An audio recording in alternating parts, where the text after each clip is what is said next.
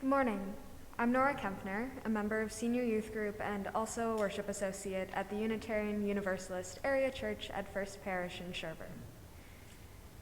Now let's begin our sacred worship service together this morning by taking a deep breath in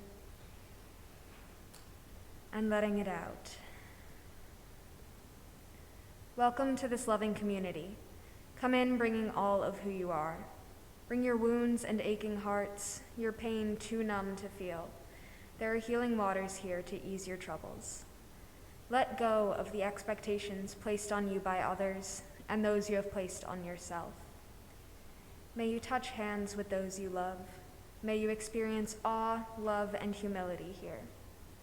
May you see something of beauty and feel a sense of wonder. May you know that each of us contributes to the beauty of the whole. Bring all that you are and all that you love to this hour together. Welcome.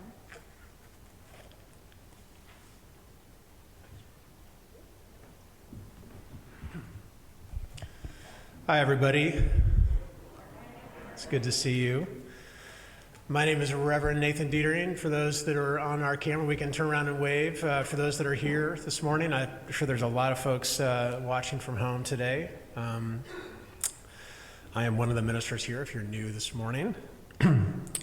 So just a few announcements. One is, of course, this is my first Sunday back after Christmas Eve. And the reason for that is that our oldest son, Emerson, who's 21, is a junior in college, which is hard to believe, had as many of you know, a seizure on Christmas Day, right at dinner time, underneath the Christmas tree of all places.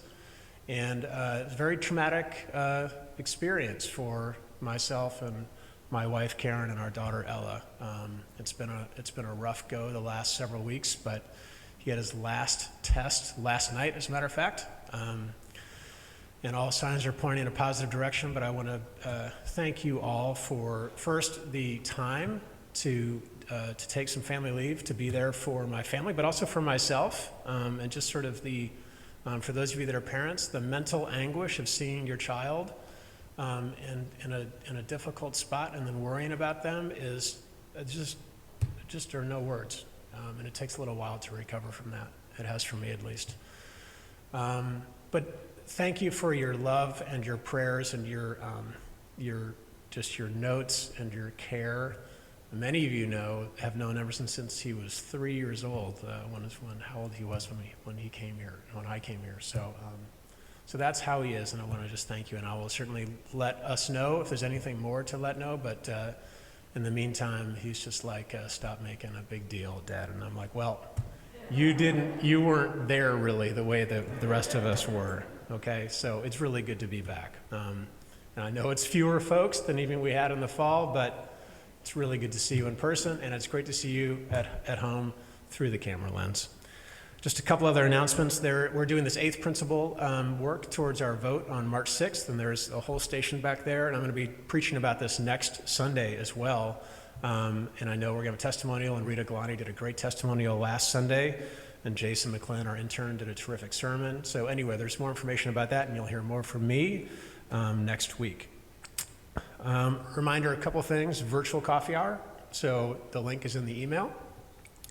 And the youth group and the coming of age are doing their meeting today online. So that is happening.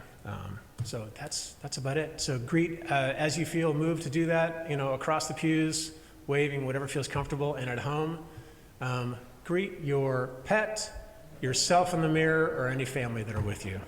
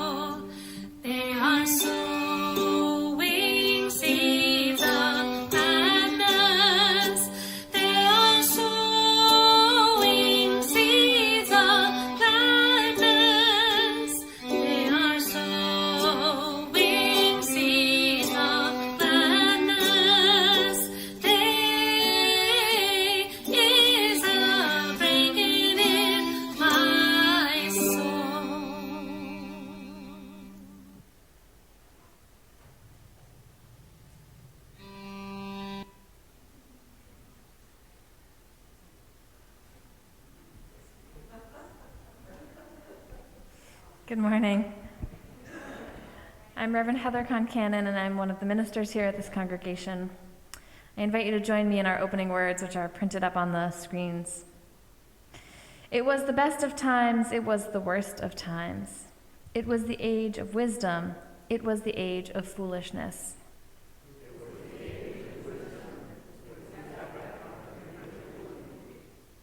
It was the season of light, it was the season of darkness.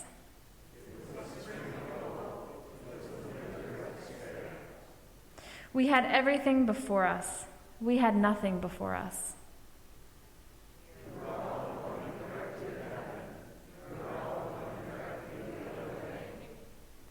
In short, the period felt the present period, for good or for evil. And I invite us to rise in body or spirit as we hum along to our first hymn, There's More Love Somewhere.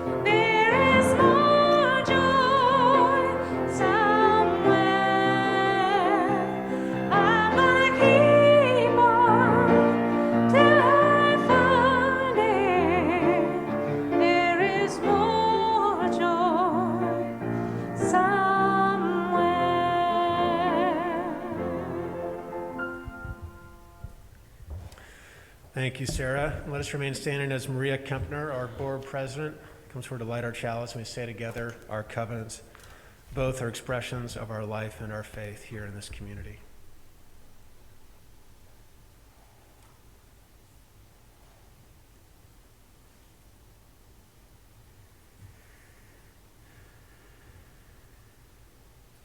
And let us say together, love is the spirit of this church, and service is its law.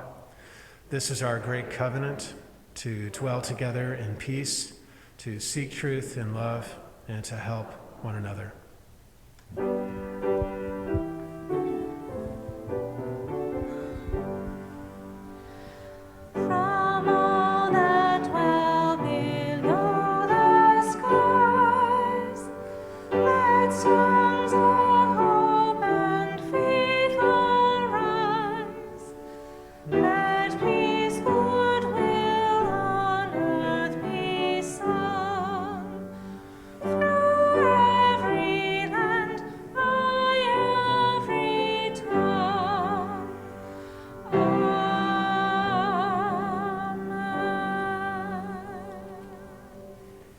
Please be seated. Get us in stereo, Whose Heather. turn is it? Who's on the mic? Well, good morning, everybody. I'm going to do my wonder box from here so I can see you all, and you've all chosen your social distancing spots, so we'll just pretend that you all are my audience right up here. Well, you all are all my audience. All right, so this morning in our Wonder Box, would you like to open our Wonder Box, Tom? Yes. What is it? It is the Boston Globe. My Wonder Box still has eyes, everybody. I'd like to thank our youth group for that. So the Boston Sunday Globe. So I put a newspaper in here in part because today is Nathan's top 10 religious news stories from the previous year. And we were thinking about what kinds of things can we do with the news? So how many people get paper newspapers, at least sometimes, at their house? Wow. How many people at some point in your life got paper newspapers at your house? Yeah.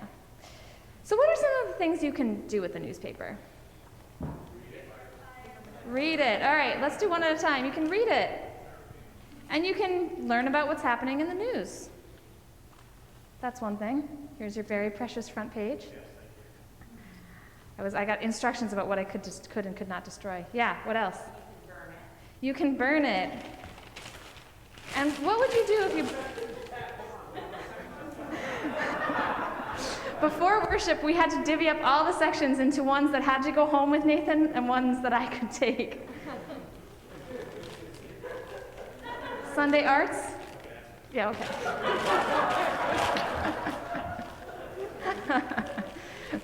This might be the most politically divisive thing we do in worship. You can burn it. And I think about what would it mean to burn the news, metaphorically?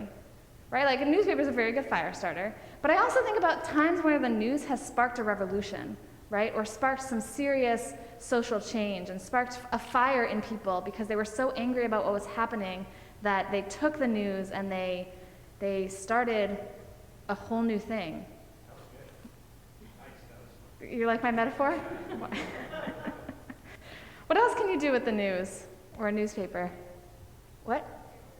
Paper mache. I had so many ideas of creative things you can do with the news. You can paper mache it, which is like where you put it over a mold of some sort and you shellac it or use Mod Podge. And what I use newspaper most often for, honestly, is in my pottery practice.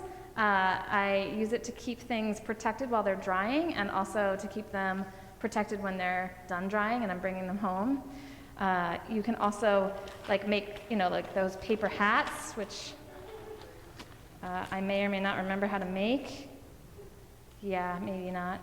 But you know those paper hats that you wore as a kid? You gotta be like a little pirate, right? So I think there's so many ways that you can take the news and you can be creative with what you do with the news, right? You can be creative with how you respond to the news. What else can you do with the news? You can ignore it. Yeah. What else can you do with it? Yeah. As what? Wrapping paper. And so you can do something, you can take what's happening and you can use it in ways that it might not be expected, and you can use it to maybe make the world a little bit of a better place. It's a sustainable thing. So think about how can we take the news that we're taking in and help us to the news that's coming in help us to create the kind of world we want to see. What else can you do? What did you say? Parakeets? For bird cage, yes. Yes, you can poop on it. One curse per year, I think, is my... What else can you do? Compost. And I think about compost being, when we take things that are inside of us or that are in our world and allow them to transform into something else, right? So what ways can we take what's happening in the world and allow it to transform something else? You can also beat yourself up with it, right? You can really use it as sort of a way to, you can overly focus on the news, you can beat yourself up with how hard things seem sometimes. What else? Yeah. You can share it, like Nathan did with me this morning. Kind of. Look, I found some really funny things. What else can you do with the news? Mm-hmm. So you can use it as a reminder of hope, right? When we come across pieces of hope in the news. One or two more things. Recycle. You're going to have to help me on the metaphor here.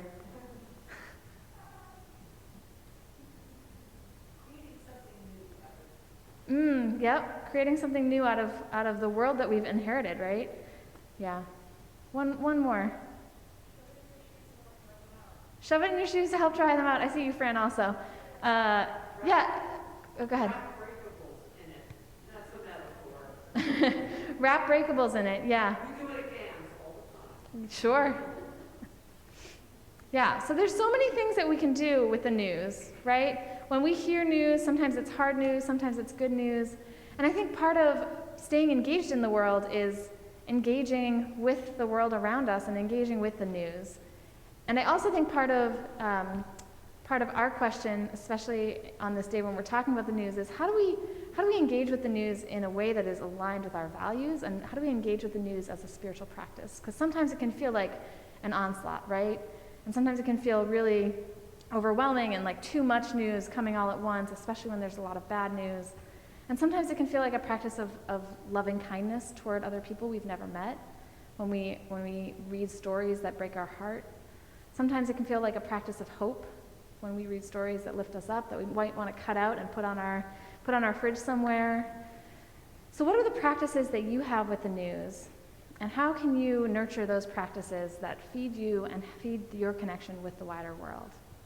So thank you for joining me here in our Wonderbox area. And I will hand it over to our time. Thanks, Heather.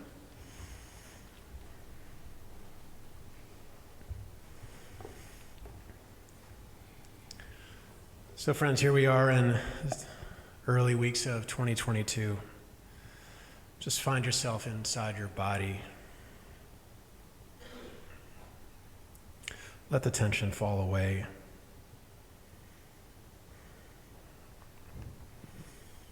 Let the over-focus on the news and all that is around you. Just take a rest. Just set it aside on the pew next to you. Feel your pulse. Feel your breathing.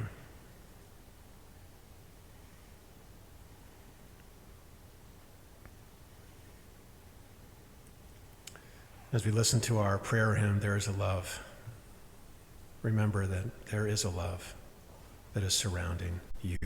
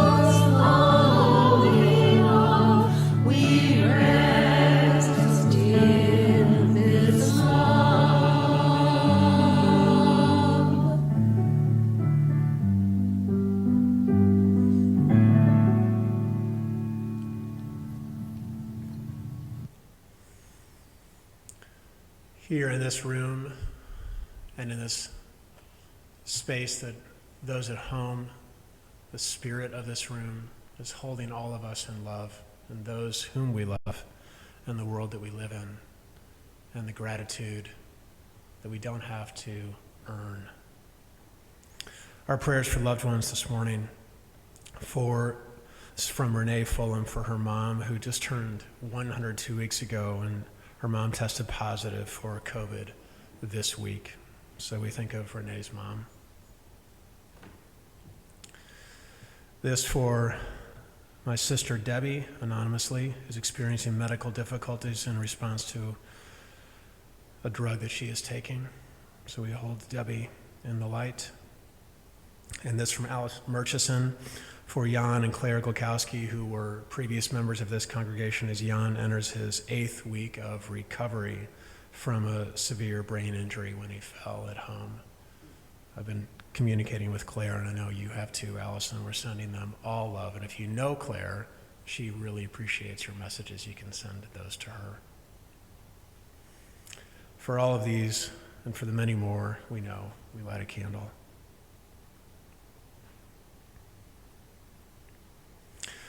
And for the world this morning, as we look out our clear windows into the bright, blue, cold Sunday morning together, reminding ourselves that our faith asks us not to seek sanctuary from the world, but for the world. Our prayer for the world this morning from Judy Davis for the women of Afghanistan. We light a candle for them and for all other places and people.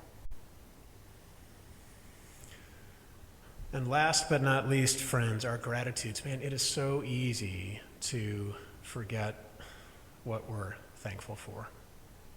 Because a lot of stuff is, as you'll hear in my sermon, there's a lot of hard stuff happening. And this year feels maybe even harder. So our gratitude reaches out today in particular to the nurses and the doctors and everybody in the hospitals. We might be on the other side of the Omicron peak, of course, but the hospitals are still in the middle of their surge. So I want us to think of them, and also all of the teachers and the school staff and the students and the parents and the guardians of those kids who are waiting through this time. It is just so very tough. So we are grateful for all of those people. And some of those people, many of those people are you. So grateful for you. And we light a candle.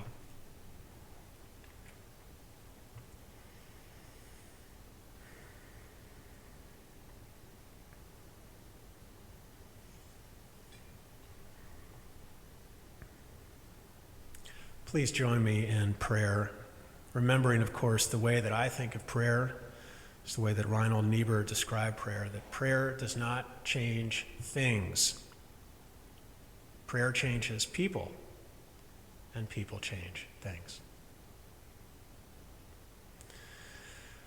Dear Holy One, presence beyond our presence, transcendence beyond our bodies, light and love and ground and foundation and stars and sun and soil and rock and earth and sky. We are one body. We have one body. And our bodies are trying to hold all that we feel and see and touch and hear. And we are tired.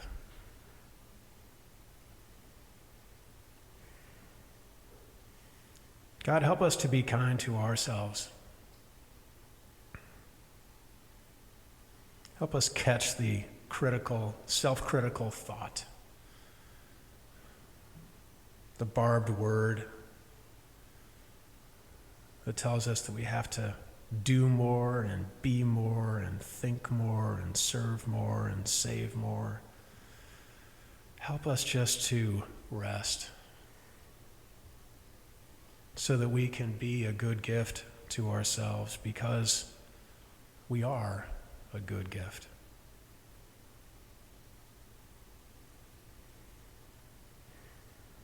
Help us remember that there is a love here in us and around us.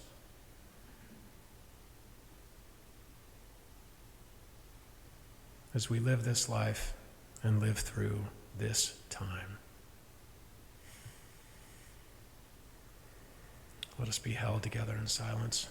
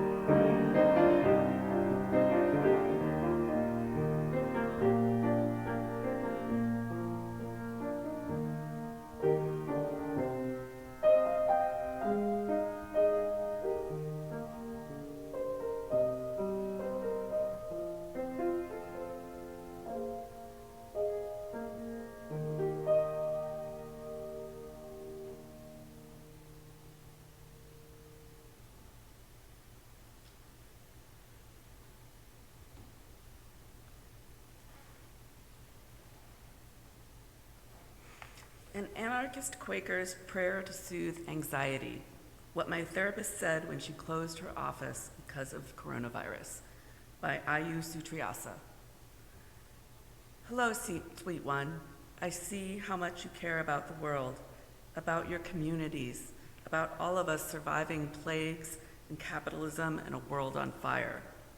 That clench in your throat, the knot in your gut, the tightness in your breath, this is how our bodies try to hold the world's anguish. We write the wrongness into our bodies, a beautiful and devastating lament. Just because your body can hold all the tragedy, the panic, the tension that it is holding right now, that doesn't mean you must go on holding it all forever. The loving grandmother in you knows this to be true. Set it down somewhere nearby so you can pick it up again when you need to. But just for a moment, relinquish your illusions of control. Allow yourself to see the many-headed truth monster. It might not all be okay. It might end in flames and death and horror, no matter what you do. Take a moment to acknowledge how awful and sad that truth is, and how not even the worst possible scenario would take away from your inherent worthiness. Simultaneously, it is true that human beings have always fought for one another, cared for one another fiercely, and carried the world's anguish in our bodies. And there are small truths, like that we cannot control the future, no matter how much we wish we could. Don't worry when the truths contradict one another. Real truths often do. No matter what, whether it turns out okay in the end or not, you carry the divine within you. You are enough, not because of the things you do, but because of who you are fundamentally, intrinsically, always and without exception. Take a breath or two to allow yourself to know this. And when we pick up the anxiety again, let us aim for flexibility. Movement, space for breath to get in and out of your ribcage, gentleness for the things we can't do, and integrity, giving us the strength and resolve to turn our sometimes excruciating caring into solidarity, mutual aid, and direct action. We are each one person, breathing this one breath with common divinity. We can do this together.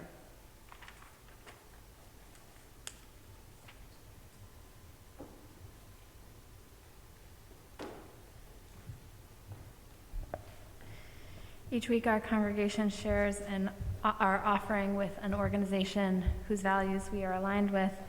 And this week, we will be sharing our offering with the Greater Boston Interfaith Organization, also known as GBIO. GBIO was founded in 1998 and is a broad-based organization that works for the public good by coalescing, training, and organizing people across religious, racial, ethnic, class, and neighborhood lines.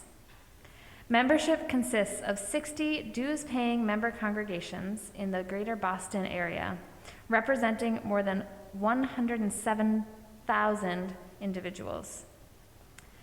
GBIO organizes people and institutions at neighborhood, city, and state levels. And I have been to some of their events, and they are truly incredible.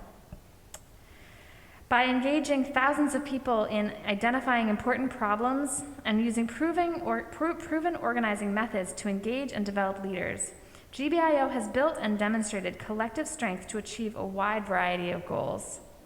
As time changed, so too do the issues that GBIO selects.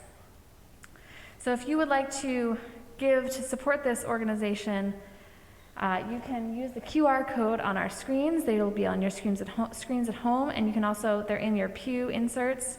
And if you'd like to give cash, there is a box, a plate at the back that you can give cash on your way out. Thank you for your generosity.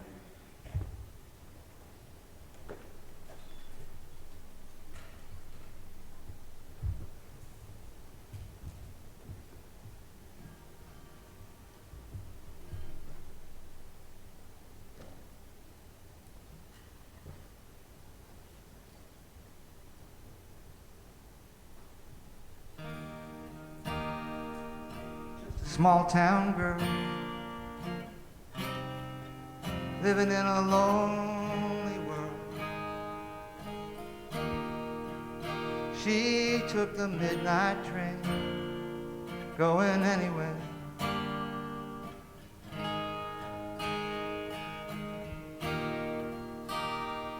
Just a city boy, born and raised in South Detroit. He took the midnight train, going anywhere, anywhere. Singer in a smoky room, smell of wine and cheap perfume. For a smile they can share the night. It goes on and on. On and on, stranger, waiting up and down. the boulevard, their shadow searching in the night. Street people living just to find emotion, hiding somewhere in the night. In the night.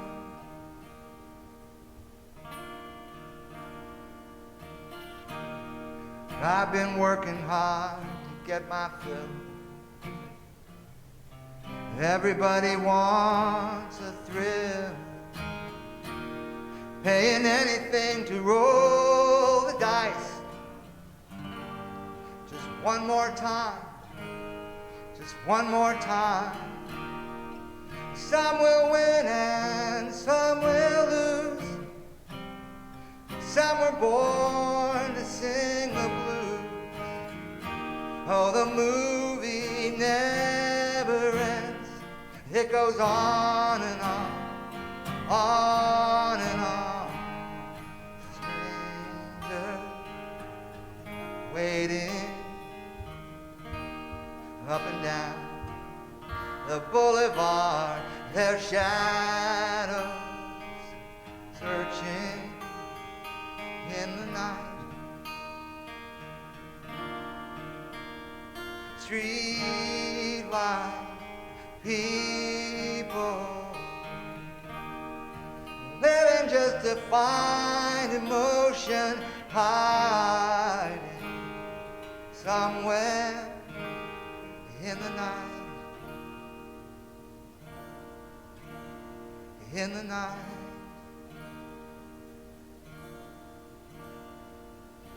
Don't stop believing.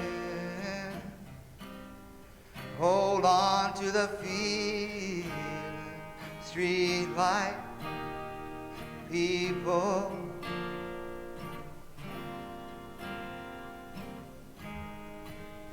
Don't stop believing. Hold on to the feeling. Street light people.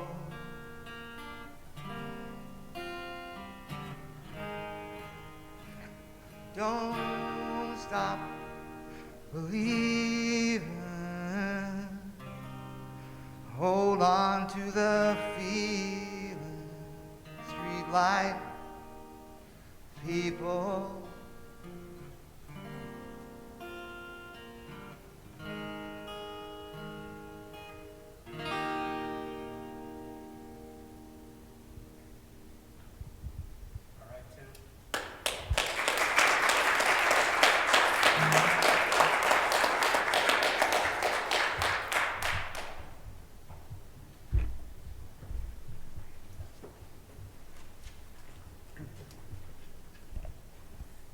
How great was that, you guys?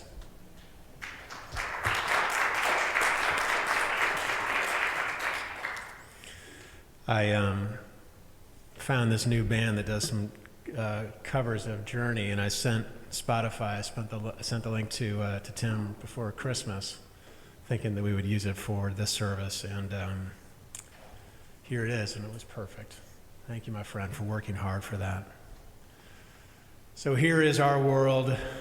Beautiful and terrible things continue to happen. Don't stop believing. What is it? Catch the feeling? There is a feeling? Hold on to the feeling.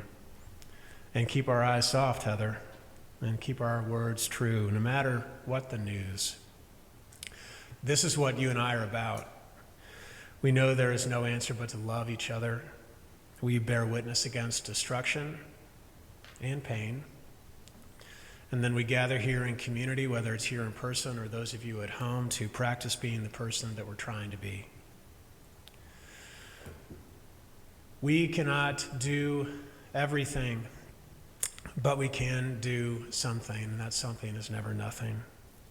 So friends, let us ring the bells that still can ring and forget your perfect offering.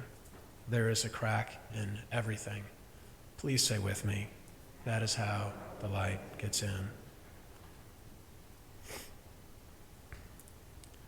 I almost didn't do this sermon today. I was going to change it with something different. And my reason for that is that I thought I would cause pastoral harm by revisiting all of the stories that have happened over this last year. And Sarah and Heather and India can testify to this, because we have a worship meeting every Tuesday. And I was like, I don't know, you guys, like, what do you think? And I don't know if I had it in me to go back and to look at all of this stuff. But I think actually it's India who said, Nathan, like usually you're pretty good at sort of holding the light and the dark together. And then somebody else said, reminded me how important traditions are in this time of so much change. I think, Heather, you had talked about that. We've talked about that a lot as a staff team together here, about holding on to things that we need to hold on to because so much has changed and been lost. So that felt compelling to me. And do you know what? It felt really good to do this, I must say. It really did. I came across a quote, just as I was about to start writing yesterday, from Helen Keller. I get these quotes in my email. It was the nick of time. And she wrote, and she said, although the world is full of suffering, it is also full of overcoming it.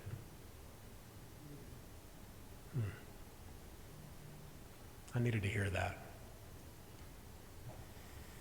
Because that is true about this past year, as you will hear. It also is really important so that we don't forget in the fog of all that happens, that we don't forget to remember the people and the places and the things that have happened. I take that work seriously. We are a community of memory. It's important to remember, even when it's hard.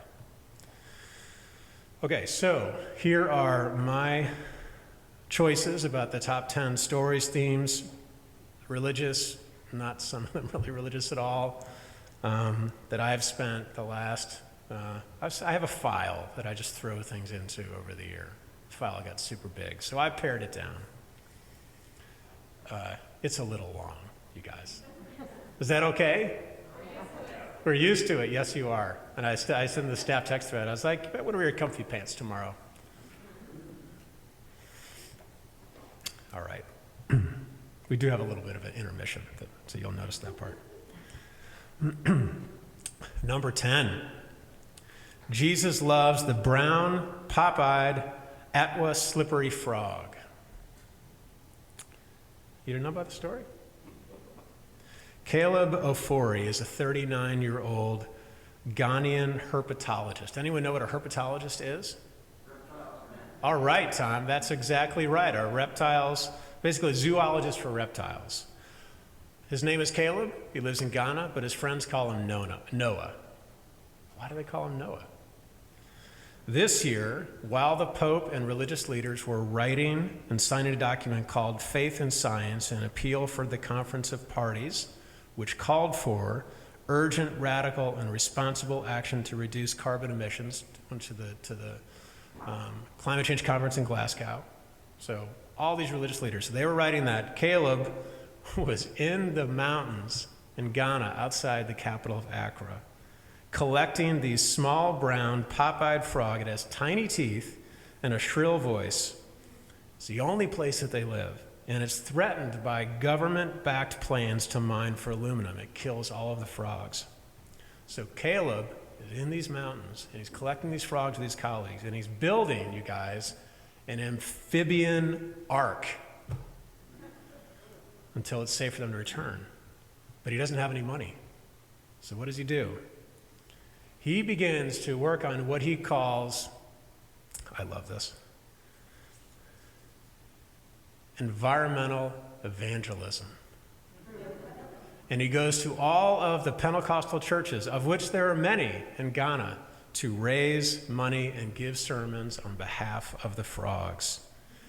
He says, as part of his sermon, where a forest may be seen as simply a source of firewood or aluminum to start with, biblical truth, these folks are very biblical, they're Pentecostal, biblical truth holds people to see the forest as something to be cared for the glory of God. Do it for the frogs, Caleb says. The reason I lift up this story, small story, inconsequential you may think, is that for too long religion has been portrayed and preached as an enemy of science. I'm just so tired of it. And climate change has been cast as global and distant and not personal. I mean, there's a fire yesterday in Monterey, you guys. Caleb's example shows us what the power of one person can do, because we're going to remember Caleb and building an ark for frogs. We're not going to remember the Pope's decree about climate change. Remember the stories and remember that we have a voice to share our stories, because it's going to take these voices to begin the macro change to talk about it. The Globe, as a matter of fact, Heather, they've made a commitment, and I think it's their, whatever anniversary this is, a commitment to lift up climate change, the stories about climate change in local ways this entire year, every single week. And they're completely erasing any stories that have to do with the debate whether it's real or not. That's why I subscribe to the Globe. Okay. Number 9. We cannot live in fear every step of the way. This is a story from last weekend. So I'm going to scooch 2021 to 2022, because I get to do that, right? Yeah. Story from last weekend. Freedom of pulpit, Heather. And it began with a knock on the door.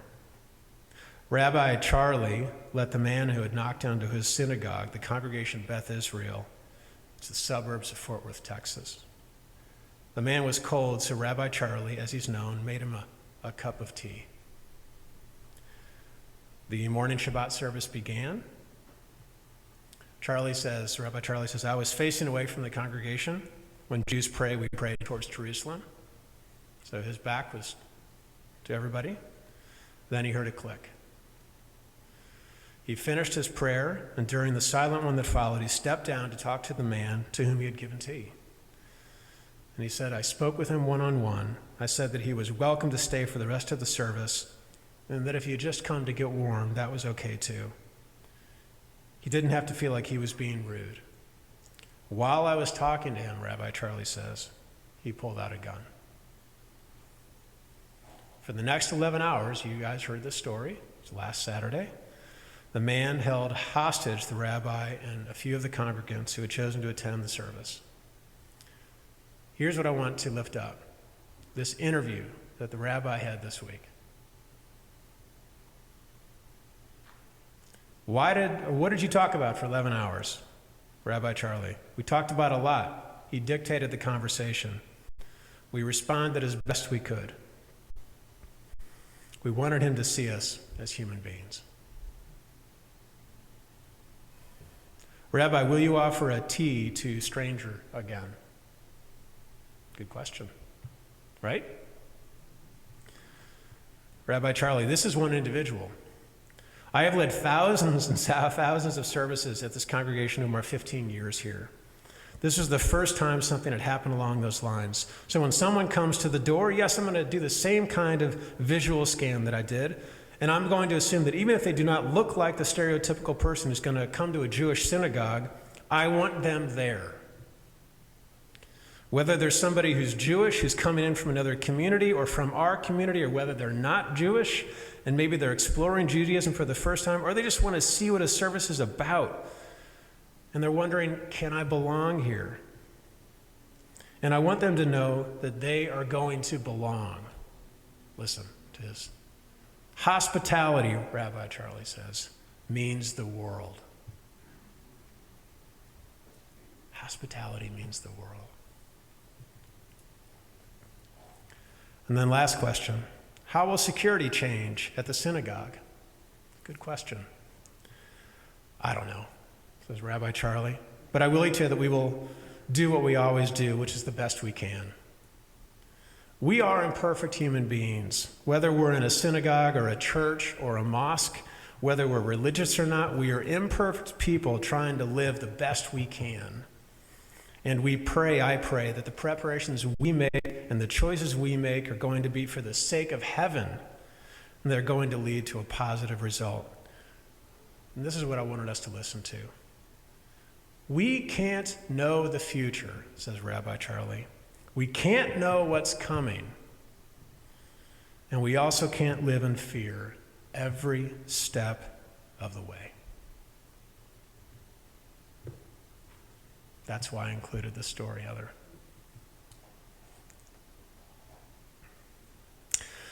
Number 8, John Lewis's tears.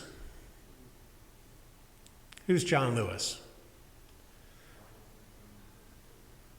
He's actually the late and famed Georgia representative and voting rights activist. And why is he crying, everybody? Because the bill, some of you whispered behind your mask, named after him, that would have restored and strengthened parts of the Voting Rights Act from 1965 and was defeated after Senators Sinema and Manchin refused to carve out of the filibuster rule.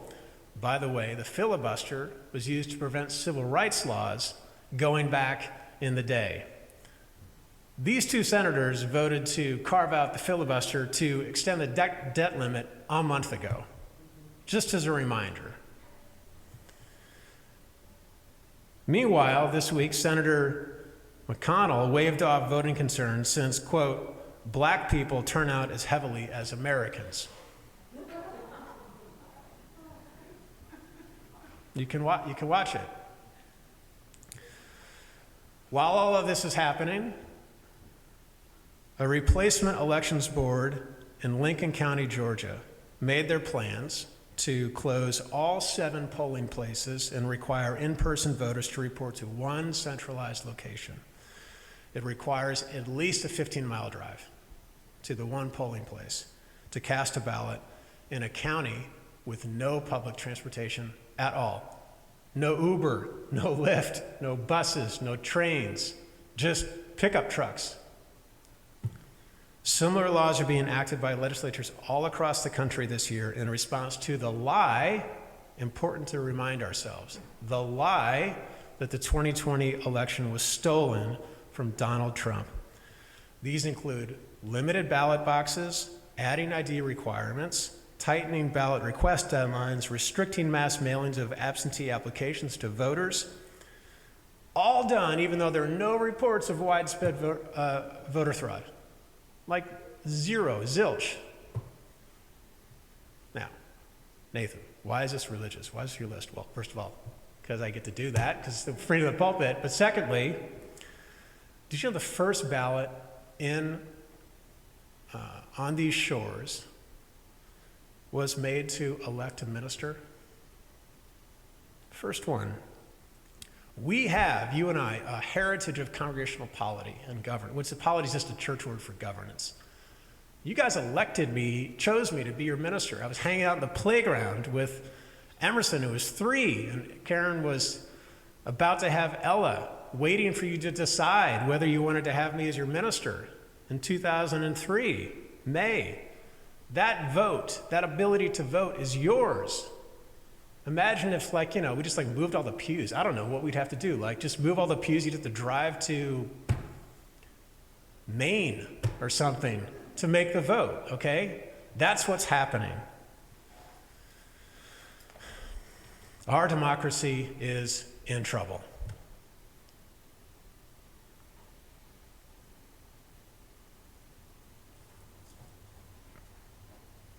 On that bright note, number 7, religion gets used. Ask me, Nathan, what does religion get used for? Ask me. You guys, it gets used for everything, except for the good stuff, it seems like. This year, do you remember the insurrection was 2021? I know it feels maybe like a lifetime ago or something, but there were people carrying Christian signs and messages There was the guy with the fur hat and the horns. He led people in prayer. He said, "Let us now pray together." And everyone went to their knees.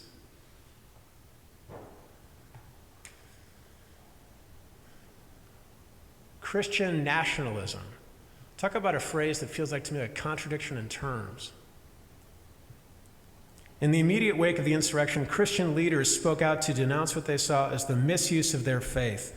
Russell Moore, who's the president of the policy arm of the Southern Baptist Convention, and I want us to disabuse our progressive liberal folks' prejudice, I think, against Southern Baptists.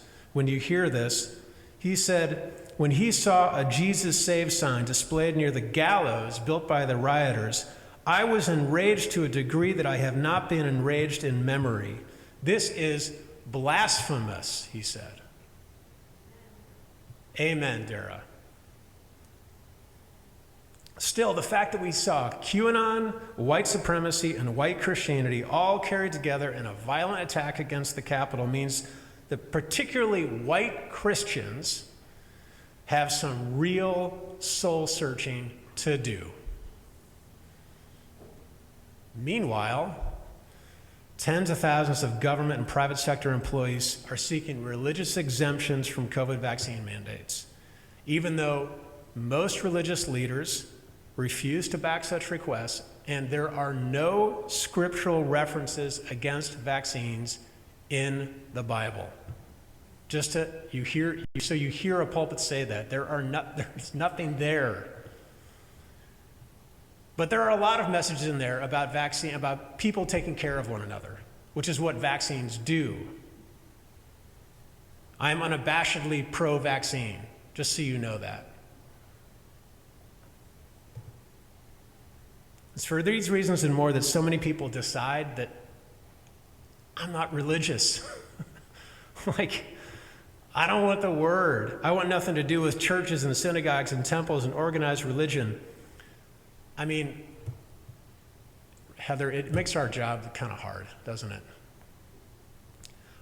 Here's my question to us and to those of you at home. And I know this is human nature because I do it too, but here's my question. Why do we let, you and I, the worst actors and the worst things said and done in religion's name, lay claim to being religious? Why does that happen? I want us to remember that the things that are being said in Jesus' name would be unrecognizable to him. He was so far left, you wouldn't like him. He'd be like AOC times 12. I'm guessing. So when you hear yourself say, I'm not religious, I'm spiritual, not religious, my question to you is, why can't we have this word back? And why can't you say you are both? Because I am both. I am both spiritual, sometimes, a little bit, and religious. Spirituality is what you do in private. Religion is what you do in public. Use the word. Don't let these people make it worse. Please, this is my request. And you sense my urgency, because I'm tired of being embarrassed about what I do. I'm not embarrassed at all. I'm proud of what I do. But I want you to be proud with me, really proud. Okay. I know I'm feeling a little fiery today, Heather.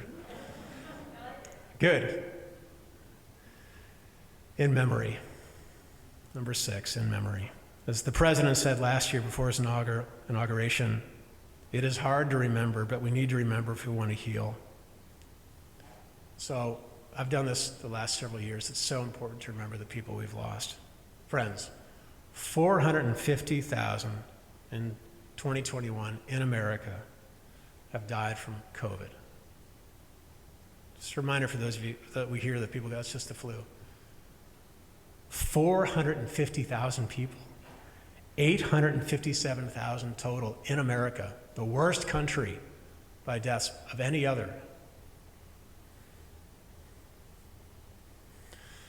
Also, Betty White, bell hooks, Hank Aaron, Colin Powell, Stephen Sondheim, Joan Didion, Desmond Tutu, Bob Dole, DMX, Larry King, Cicely Tyson, E.O. Wilson, Meatloaf on Friday, Beverly Clearly, Thich Nhat Hanh yesterday.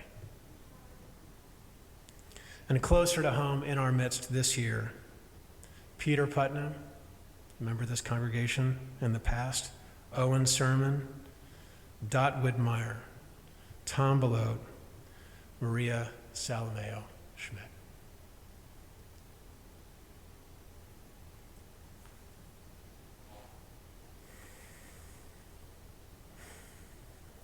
Intermission.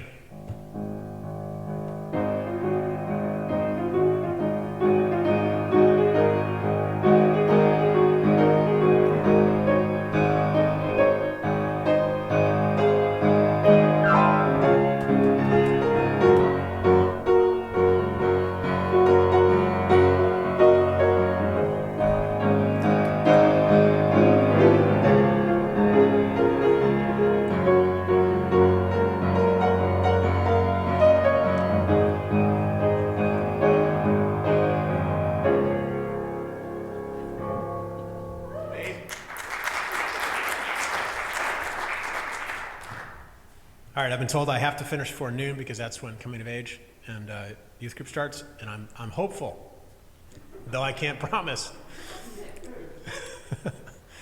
Okay, friends, number 5, abortion. This year, the Supreme Court heard Mississippi's bid to overturn the landmark Roe versus Wade decision establishing a right to abortion, while also refusing to block Texas's enactment of a law allowing, I still can't believe this, private citizens to enforce a ban on abortions after cardiac activity can be detected in early pregnancy. So like our early story, it's easy to think that these cases are being fought between religious people, right, and everybody else. This is a prime example of like, I'm not religious. If you don't, if you're pro-choice, I'm not religious. But then in this story, the one I'm going to highlight, I discovered that it's not that simple. For example, did you know that one of the most surprising objections to the Texas law is not from Planned Parenthood? It's from rabbis who claim it violates their freedom of religion. Jewish law, they argue, not only allows for abortion after 6 weeks, but in some cases requires it. Furthermore, Jews are required to offer their neighbors aid. They're required to offer their neighbors aid, even though the law prohibits them from offering aid to a woman seeking an abortion. The rabbis argue that this law is based on an explicitly and exclusively Christian understanding of personhood. And this is what I want us to hear. The Texas Governor Greg Abbott, referred to this view in his remarks at the bill signing, saying, "Our Creator endowed us with the right to life, and yet millions of children lose their right to life every year because of abortion." All right, so that's a view that we all think is the only view, or the religious view. However, Rabbi Danny Horowitz, in an article for the Religion News Writers Association, said, "Judaism teaches that potential life is sacred, but nevertheless that a fetus is not a human being. Judaism is neither pro-life or pro-choice. It depends on the life and it depends on the choice." So usually the arguments that we hear rely on concepts of individual rights and freedoms, which are then pitted against different assertions of individual rights and freedoms. And that's why it's an intractable kind of conversation.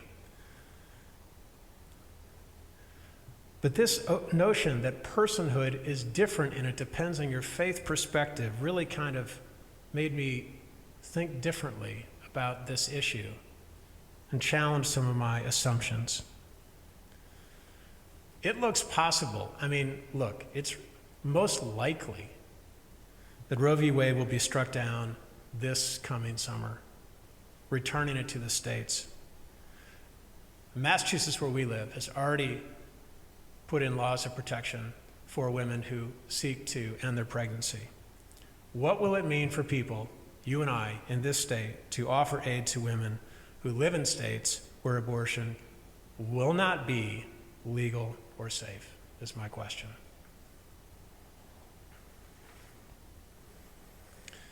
All right, number 4.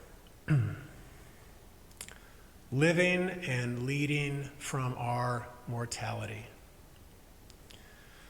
Some of you know, all the staff knows, a few of the board knows, that one of the first services I did in this sanctuary this coming year, this year in September, it was a Saturday. I think it might have been before first Sunday back was a wedding. I'd only done like one wedding, Jeff Barton and Karen Westner, and the rest I'd done in person were funerals. That's all I'd done in person. I was excited to do a wedding. So we had all these protocols, safe congregation team, the pandemic response team. We called it reopening team. Now we're calling it, we don't want to call it the closing team. That feels terrible. So we're just going to call it the pandemic response team. That's our new tagline. Anyway, we had met. We had all these plans. Masking, distancing, air circulation. Bill Churchill, thank you so much. I mean, everything. And I'm in the back waiting for the couple to roll up with their limousine. Actually, the groom's up here and the bride is coming. And these are people I didn't know. They had asked, like, they just thought the church looked beautiful and could they do it? And I was like, absolutely. And it is a beautiful building. What amazing. So I'm there and this woman comes in and she's not wearing a mask. And I tell her she's got to wear a mask. Please, ma'am, can you please wear a mask? Because I'm from the Midwest. I go, ma'am, that's what I do. And she says, go to hell. And then she said I wasn't Christian, and I'm an idiot.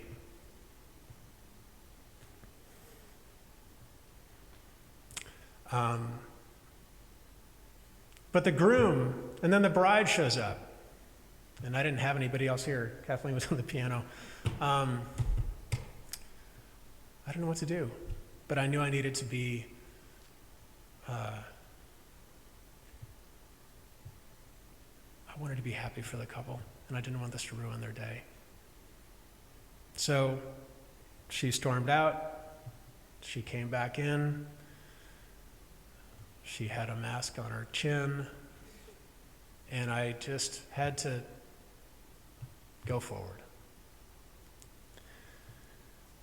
This year, mask wars, school committee meetings going completely insane, vaccine wars, medical folk dealing with their own anger about the care of people whose COVID deaths could largely be avoidable if they had been vaccinated.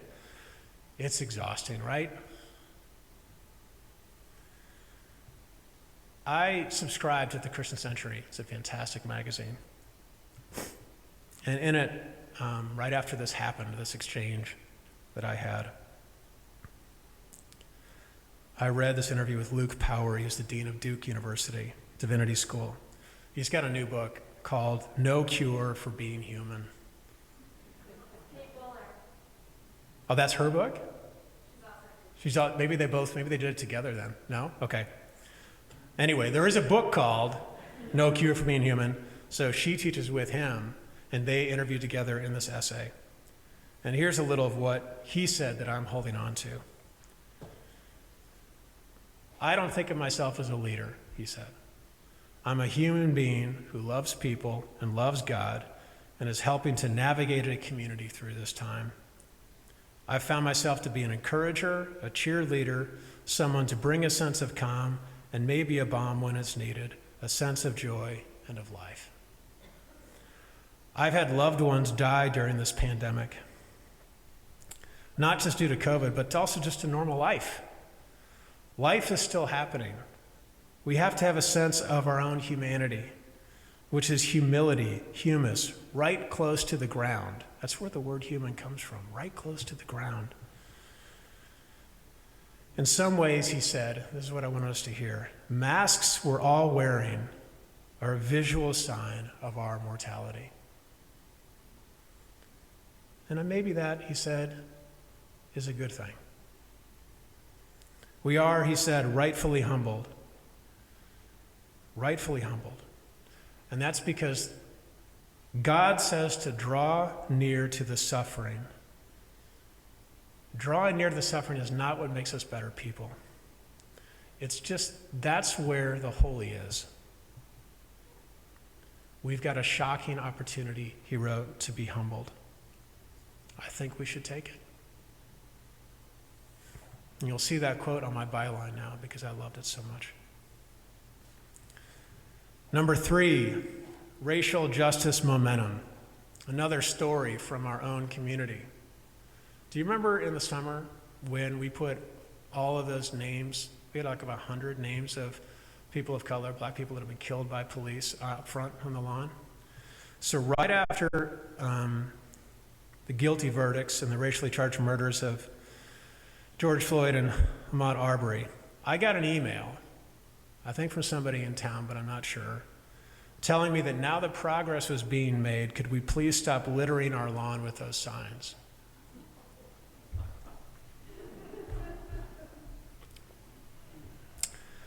I forwarded that to Molly Howes, who's one of our folks on racial justice team.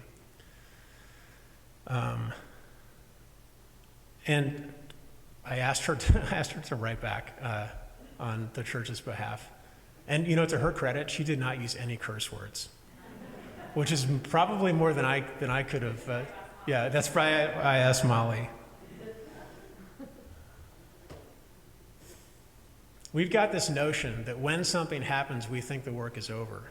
And we want to go back to things that actually don't litter our lawn, but also litter our, sort of disturb our consciousness about what the work that needs to be done.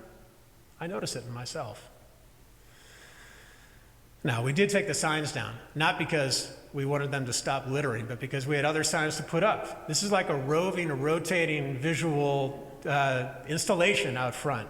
We've had a lot of success with that. Success mean not attention, but success that we get to use our values and talk about our values, about what it means to be religious people on Route 16. Anyway, I'm going to have more to say on this topic of racial justice next week. But I just want to highlight here how much personally, and collectively, I think that us as a congregation are doing more to root our collective work in anti-racism and anti-oppression. And we do it not because like we're being nice or like it's a good thing to do, but because our fates are caught up in the fate of this work. Meaning, racism and oppression hurts us too. And you will hear me talk next week about how that has been particularly true in my work around this addiction book that I swear is almost, it's at the editor, it's finally there. But I'm going to talk about how racism and privilege and white supremacy culture has informed actually my own understanding of what it means to be a family member where addiction has taken one of my family members from us. What I mean to say is that we are making some movement on this. And when movement happens, so does momentum. And that's what I want us to notice. And I want you to notice your discomfort, notice the litter that you feel. Notice I really would just like a different kind of a sermon today. And that's your clue to lean in. That's your clue. Friends, 2 more. Number 2, hey, Gallup polling agency, how about you stop trying to derail my hope train? Gallup is such a harbinger of gloom and doom, especially about religion, especially about our job security, Heather. This year, Gallup reported this: Americans' membership in houses of worship has dropped below 50% for the first time in the 8 decades they've ever kept records. And it's dropped 20% in the last 20 years, which is precisely the amount of time I've been a minister. I wonder if there's some sort of correlation there. It's an uncomfortable correlation. Meanwhile, the Gallup reported how the pandemic has continued to affect religious attendance, which remained far below pre-2020 levels. Gallup, On my hope train,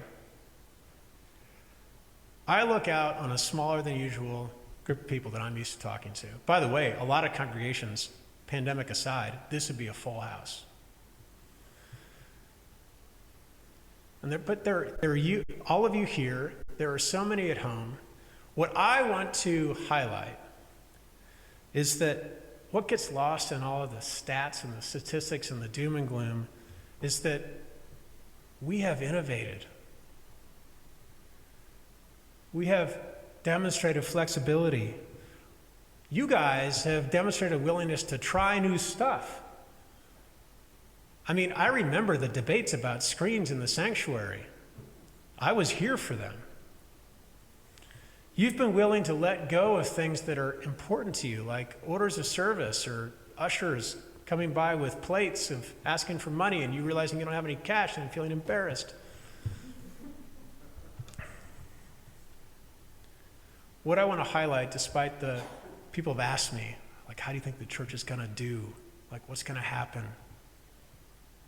And what I tell people is that I don't know, but I do know that we're continuing to do the most important thing.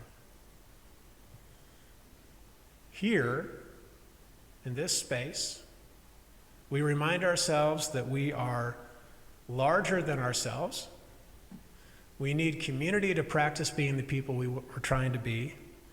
We need to celebrate how life is sacred at its core, not just about accumulating stuff and beating ourselves over the head with news. And we give each other courage to talk about hard things, to walk toward trouble, and be with those who are hurting, because that's where I believe God is. How does it feel to you to be an outlier? For me, it feels pretty damn good, because there's a lot of purpose there. So, will you get on the hope train with me? Then I want you to say, choo-choo.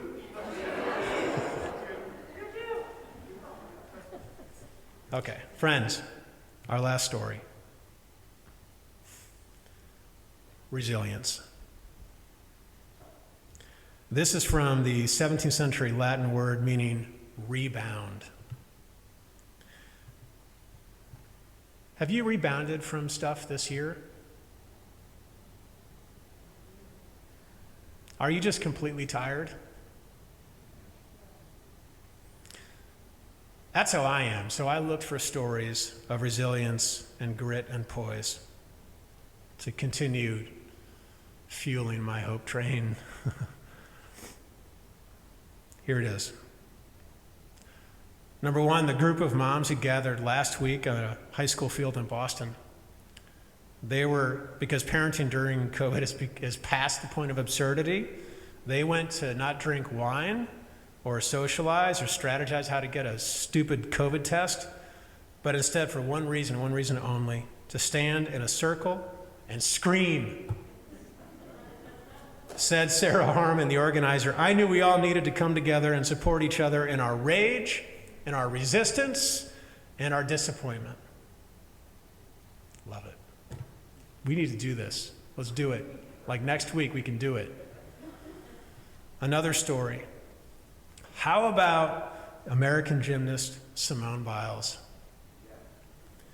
Her decision to withdraw from the Olympics this summer to take care of her mental health rather than go for another Olympic medal helped inspire so many of us, myself included, to stop trying to be a superhero. Resilience does not mean pushing on. It means acknowledging need for rest and recovery and taking care of yourself. I needed Simone Biles' example the last couple weeks as we dealt with our child. Simone reminds us how to ask for help. And last, I want to thank Bill Churchill, who's sitting right up here, for the story that you shared with me from the New York Times about Amanda Gorman, who's the inauguration poet. And I just want to close by listening to her, okay? The truth is, she says, I almost declined to be the poet. at the inauguration. I was terrified. I was scared of failing my people, my poetry. I was also terrified on a physical level. COVID was still raging, and my age group could not get vaccinated yet. Just a few weeks before, terrorists assaulted the U.S. Capitol, the very steps where I would recite this poem. My friends told me to buy a bulletproof vest. I was likely going to pull out of the ceremony.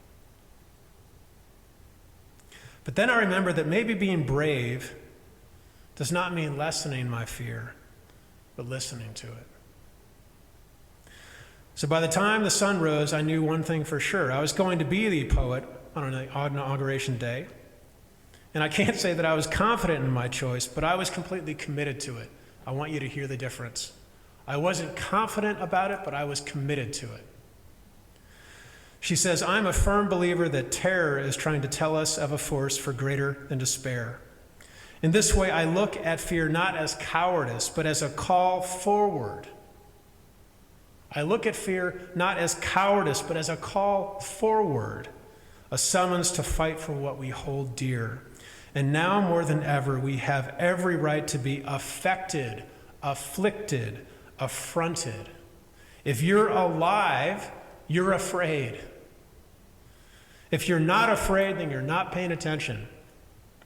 The only thing we have to fear is having no fear itself, having no feeling on behalf of whom and what we have lost, whom and what we love. So, she says, while the inauguration might have seemed like a ray of light, this past year for many has felt like a return to the same old gloom.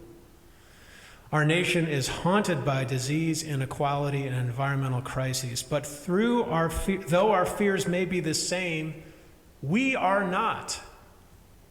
If nothing else, this must be known. Even as we've grieved, we have grown. Even fatigued, we have found that this hill we climb is one that we must mount together. We are battered, but bolder, worn, but wiser. I am not telling you not to be tired or afraid. If anything, the very fact is that we're weary means that we are, by definition, changed. We are brave enough to listen to and learn from our fear. This time will be different because this time we'll be different. We already are. Damn, she can preach. Friends, I love you. We're in this together, whatever the heck's going to happen. Thank you for being here in person and here at home. We're going to sing. It's 11:59. I'm cooking like 3 minutes before the youth. Are we good for coming of age and youth? All right. Let's do like 2 verses, Sarah, of the last hymn, number 34.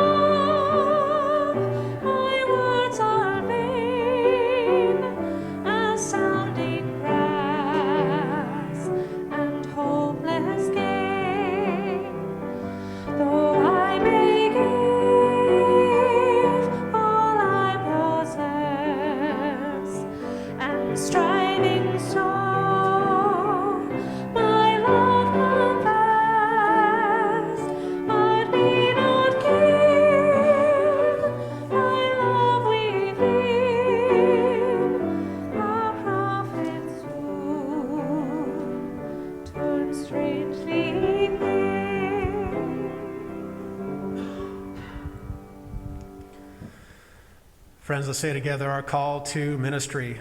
We go forth into the world in peace, to act with works of love, to affirm each person's dignity, and to cherish the living earth.